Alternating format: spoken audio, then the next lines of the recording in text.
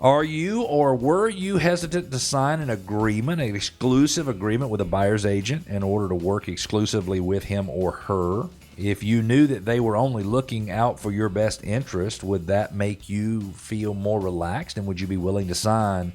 In many cases, buyers sign an exclusive buyer brokerage agreement, which in Georgia, for most brokerages, I don't read all of their documents, but the standard forms don't give you as a buyer the opportunity to terminate that agreement. On the seller side, the standard written agreements don't allow you the opportunity to terminate those agreements easier. When I say you, I mean don't allow the consumer, don't allow a seller to terminate it early, and don't allow a buyer to terminate it early. I don't agree with that. I think if you're working with someone and they're not making you happy, then you should be able to do what you need to do in order to protect your interest. We got a question from Stacy in Dunwoody. It says, what is an exclusive buyer brokerage agreement, and why do we need to sign one in order to work with a buyer's agent? Well, number one, if you want somebody to work with you, the law in Georgia says if you want to have an agency agreement for real estate representation, it must be in writing.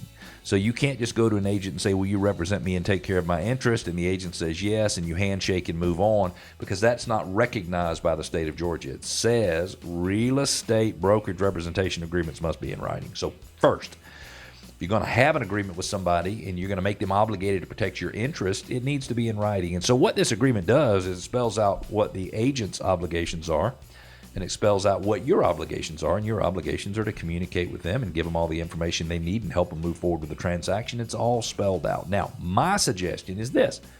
As a home buyer, I would not enter into one of those agreements if I did not have the ability to terminate the agreement if I was not happy. Now, some brokerages will not let you change this language. I say, and I shouldn't sit in judgment of them, but I say shame on them, because the reality is a real estate broker, an agent's main job needs to be to make you as a buyer or seller happy.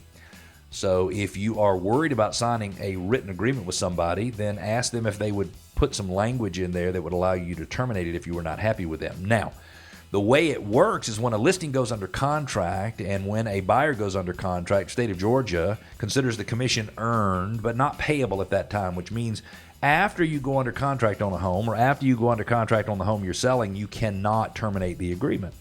But if you went out working with a buyer's agent for a couple of weeks and you realized, hey, this person is not really doing a good job of taking care of my interest, I think it makes sense for you to have the right to terminate the agreement. And if they won't allow that language in the buyer brokerage or seller listing agreement, then I would probably ask myself why.